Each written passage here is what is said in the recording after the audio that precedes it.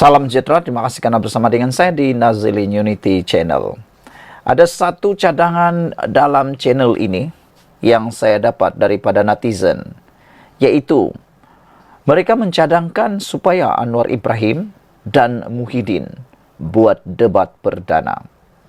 Sebelum saya teruskan isu kali ini, untuk ulasan kali ini, saya mohon bantuan anda tekan butang subscribe dan share video ini supaya semua orang yang suka dengan cadangan ini dapat memanjangkannya kepada kawan-kawan yang lain. Tapi sebelum itu, pada pendapat anda, siapakah calon yang boleh melawan Anwar Ibrahim dalam debat perdana? Kerana ada yang mencadangkan Muhyiddin lawan Anwar Ibrahim, tetapi ada juga yang tidak setuju Anwar Ibrahim menentang Muhyiddin Yassin.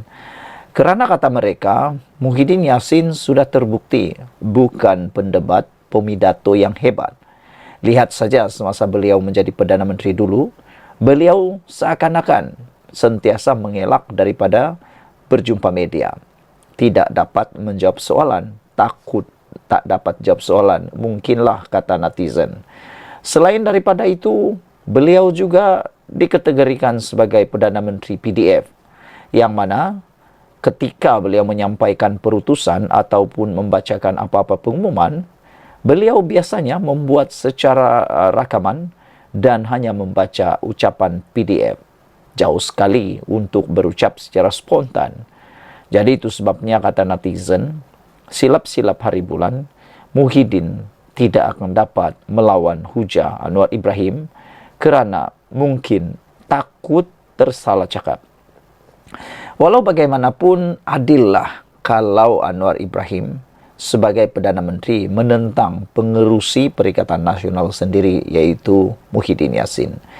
Tapi kalau Muhyiddin Yassin tak sanggup nak berhadapan dengan Anwar Ibrahim, ada satu lagi cadangan daripada netizen, yaitu mempertemukan Anwar Ibrahim dengan Ketua WIP Pembangkang dan Ketua Blok Pembangkang, yaitu Hamzah Zainuddin. Apa kata Anwar Ibrahim berdebat pula dengan Hamzah Zainuddin? Kerana Hamzah Zainuddin adalah antara tokoh dalam Perikatan Nasional yang dilihat boleh menggantikan Muhyiddin sebagai Presiden Parti Bersatu.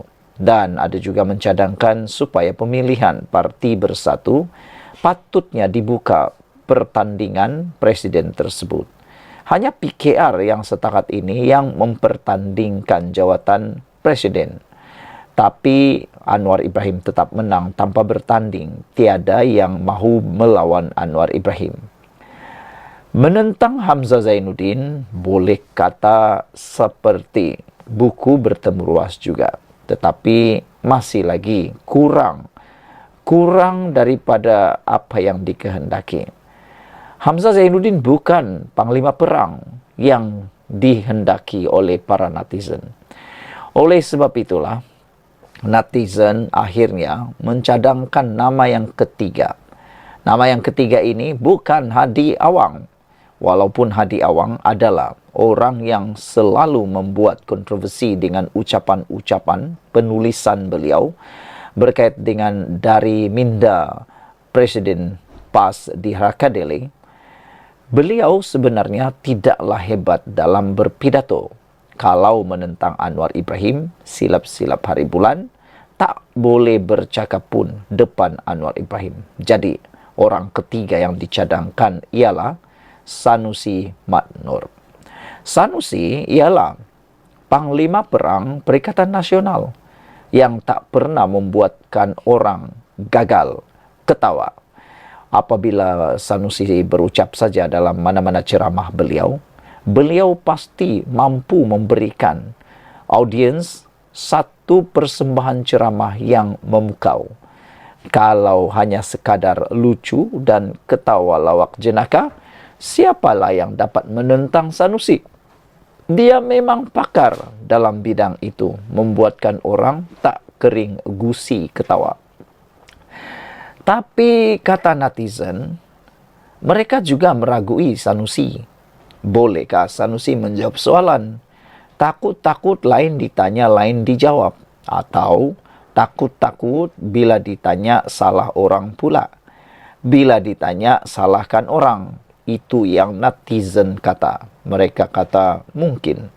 Walau bagaimanapun itu cukup seimbang. Yang mana Ketua Perang Perikatan Nasional dan Ketua Perang Pakatan Harapan Anwar Ibrahim pergilah berdebat. Apa yang mereka perlu debatkan? Yang perlu mereka debatkan, isu nomor 1 ialah tentang isu subsidi diesel bersasar. Di sinilah Anwar Ibrahim boleh menunjukkan, memberitahu apa sebenarnya yang berlaku dengan subsidi diesel itu. Sebenarnya, saudara-saudara sekalian, subsidi diesel tidak pernah dihentikan. Subsidi diesel masih diteruskan. Cuma ia diberikan kepada orang secara bersasar dalam bentuk uang tunai kepada orang yang layak. Jadi, orang yang layak masih dapat diesel, subsidi diesel cuma diberikan terus dalam bentuk uang ataupun tunai masuk dalam akaun mereka. Kalau layak pasti dapat. Tiada satu pun yang layak yang akan ketinggalan. Malangnya apabila perkara itu dispin, diputar belit, diputar-putar, akhirnya ramai yang pikir subsidi sudah dihentikan. Sebenarnya tidak. Subsidi diesel masih diteruskan tetapi dibuat secara bersasar. Karena selama ini memang betul harga minyak diesel Malaysia adalah yang termurah di rantau Asia Tenggara. Kalau di Singapura, minyak dieselnya jauh lebih tinggi, mahal harganya berbanding Malaysia. Begitu juga di Thailand. Itu sebabnya mereka suka menyeludup minyak dari Malaysia. Tak pernah dengar pula Malaysia menyeludup minyak dari Thailand dan Singapura kerana minyak mereka mahal.